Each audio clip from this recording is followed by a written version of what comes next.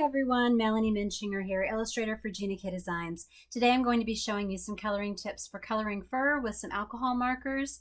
This is a picture of a dog that I did on my blog back over the release, my friend Carolyn's dog, Brett, and so I use this as my sample to color a dog that looked like this. I don't have the finished card with me because I actually sent it out on time. Kind of unusual for me, I know. But anyway, I colored some different dogs here so that you can see what they look like with different colors, and then I'll tell you the markers that I used. You don't have to use Spectrum Noir. You could use alcohol, Copic, any other kinds of alcohol markers, and I will do another video on how to use colored pencils, and that's going to give you a lot of texture and really easy to get all those little different colors in there. So really easy. We're going to be using the Puppies Galore set from Gina Designs that I illustrated. I'm going to be using some jet black amalgam ink. This is great for stamping and getting really dark, fine detail, but then also it's going to be color safe for your alcohol markers. And then I've got some different size acrylic blocks here, so you can just use one large block. I really like to have a smaller block though for stamping smaller elemental pieces like the ears and the bow. And I just got different ones here so I don't have to switch back and forth as often because I'm going to be putting these together. And then the alcohol markers that I've got today, I'm going to go ahead and color this puppy, but I really wanted you to see how it's going to look in different ways with just a few colors. So I'm going to be using the EB1, the EB2, the GB8, and the GB9 for this. So here is my coloring chart, and I just wanted to find, if you look back to my inspiration piece, I really recommend just Googling images and doing an image search and finding the colors that you want for your poodle or whatever your curly haired dog is. So I just went and I found two different shades here, the GB8 and GB9, and then the EB1 and EB2 to get the kind of light sandy blonde and brownish tones that are in Brett's fur. And we'll talk about these other colors in a minute, but I've got them jotted down here in pencil so that I can take that off when I'm ready to make each of these into a card. So what I'm going to recommend is that you start by stamping your body. So I'm going to ink this up in the jet black amalgam ink. And I'm just going to stamp it right there. Okay. And I'm going to erase these pencil marks. You don't want to cover up pencil with alcohol markers. That'll make it permanent. So you need to erase that first. Okay. Next, what I'm going to do is I'm going to put on the head, and as you can see here, I've got it facing front, side to side. And then I showed the ears in different variations, so you can see if you do them a little bit higher, a little bit lower, or add the ribbon, or where the top goes, it's going to change the look of the dog. So what I want to do, this dog face, because all of the other ear options that you have on here work with a flat top dog, which has shorter, straighter hair. The one that you're going to be using with this one is this rounded, fuzzy, curly topped dog. So what you want to do is you can either mask this off, or you can just carefully ink up just the bottom of the stamp, omitting that top line, and then just pop it right in there. Oh, hang on. Didn't get it all inked up there on the bottom. You do this again. This would be a good time to have that MISTI tool. I was really trying to make sure that I didn't have the top on there. Okay, that's good enough for this. All right, now what we want to do is we want to place on the top of the head. So I would recommend doing the top before the ears.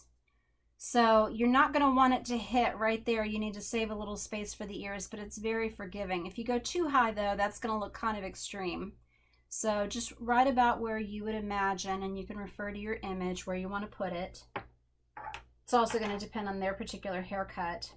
And then you can stamp the individual ears separately, or you can put them both on, lay them on the paper to see where you want to have them.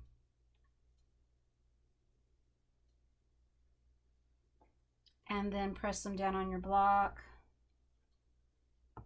Ink it up. And then pop in the ears. But I'm just not trying to stay out of the frame here today, so because I got in it a little bit when I was coloring last week. All right, there we go. So there's our dog. So you can see it looks a little bit different. This one has a little bit less hair on the top of his head. All right. So what I'm going to do next is I want to start with my lightest color. And you always want to color in circles with alcohol markers so that you don't have straight lines on your image. But with this one, I'm really keeping those circles loose because I want a little bit of white peeking through. So I'm just filling this in very quickly. And I'm going to point out, I showed how the different dogs are going to look depending on where the light is coming from. So for this particular one, I'm just going to be kind of doing front facing straight down.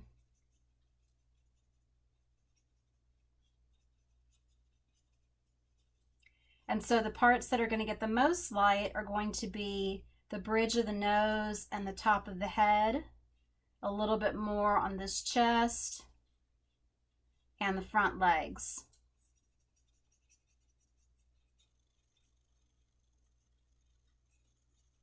And it's so fun making this fur textured and fuzzy. Okay. And you can go back. This is also going to work as a blender.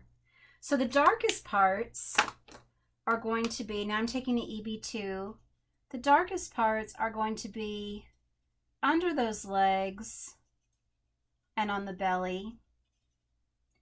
And yet, because your eyes are used to seeing light in the world and shadows, it's not going to interpret that as a light dog with a darker belly. You just know that that darker shade is a darker version of the blonde that's on the top. So now what I'm doing is I'm just kind of going back and forth in a zigzag, kind of just along those outlines of the limbs to bring that furry texture in like a fuzzy texture. And you can make these as light or as dark as you want. But if you have a little bit more contrast, it's going to look more realistic. And so then I'm just going under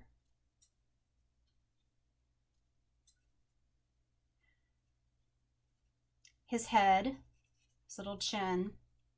But I'm not making a straight line. I'm going back and forth like a little zigzag to go in to create that texture in his fur. And then you're just going to do little dots also. Dots and squiggles.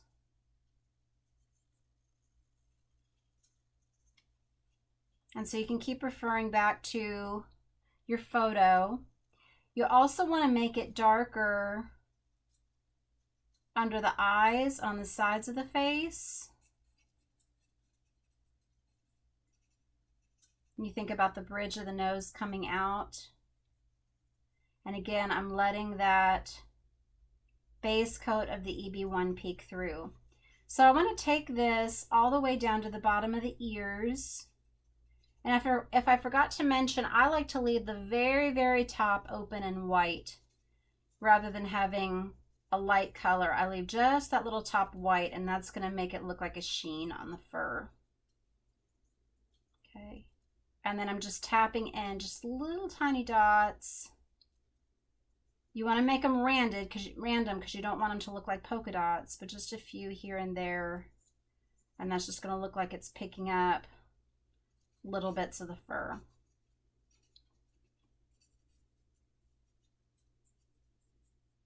Okay, now let's go ahead and we'll do some of the GB8.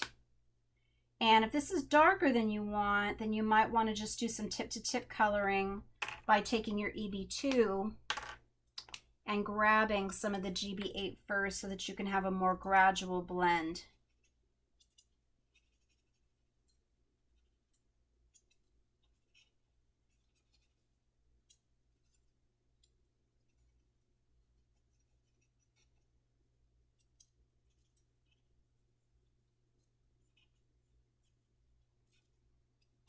You want the darkest part under the tail there. And then those back legs that are away from you. And then looking at Brett's picture, sometimes dogs' eyes, they run a little bit and there's a little bit of kind of staining and darkening.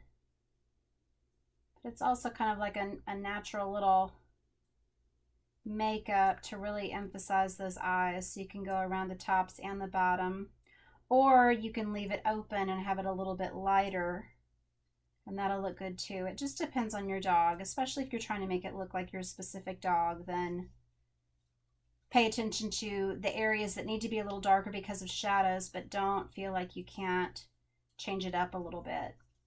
And then I'm just dotting it in and swirling it around. I want it to be the darkest on the bottom of these ears, and they have a little bit darker fur on their ears usually anyway.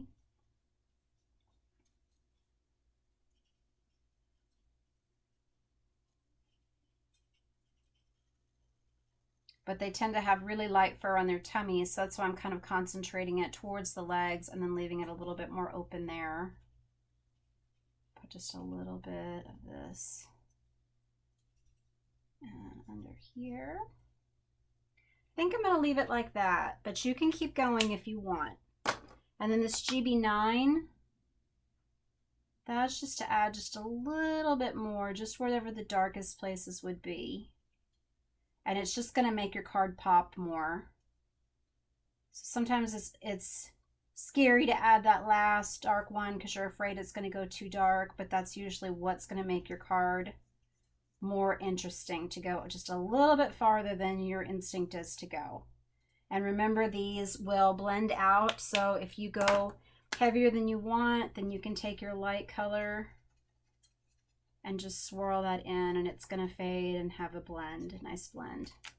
But I'm going to use just a teeny bit more of this here to match up with the dark areas that I did before. So that's about all I'm going to do here, I think. So you could keep going. I did more texture here. I'll put in a little bit more with this GB8 just so you can see. But it's just like making kind of like a squiggle, a very light touch. That bullet tip is barely touching the paper, and you just work very quickly.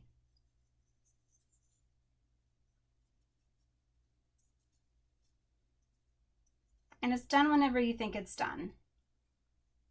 So I'm going to give it a little bit of a shadow here underneath, and for that I'm going to use IG4. And so you want to make sure that your shadow is consistent with how you're making your light come down. So I want to have it underneath his body, under the tail there. And his ear would be sticking out there a little bit. Put just a little bit underneath his little feet. And you can bring the shadow up onto his feet a little bit, just for a natural shadow. I'm going to put in just a little bit more of this EB2. I left his nose open, so put that around the edge with just the shiniest part, just right down the center there. Now for the tongue, I grabbed two different pinks. So I've got a lighter and a darker pink. And in this case, the brighter pink is the FS6. So I'm going to put that where it would be in shadow under the mouth. You can bring that peak up into the mouth if you want. And then the FS8, this is going to go around here. And then you can leave just a little bit of it open and white. And I'm going to take this darker brown and I'm just going to go in and put just a touch of it in the eye. And if when you're coloring you accidentally go over these eyes a little bit and you want them to shine a little bit more, or you need to add white anywhere in your image, you can just add that little highlight back in the corners. You could also put some on his hair if you want, just to kind of give it a little bit of a shine. And that's it. So this one was really fun, just adding in this little bow accessory that's in here. Remember, I've also got the little collar, the hat, the little handkerchief. So this one I did with the IG2 and the IG4. The IG4 is the same one that I used for the shadow. On this one, I've got the light coming from the top right, so you see that it's casting the body this way. and all of the darker areas are going to be on this side of the face, and then to the left of the ear on each side, and then on the side of the body there and under the chin. For this particular one, I wanted it to look more of kind of a silvery blue or a light gray.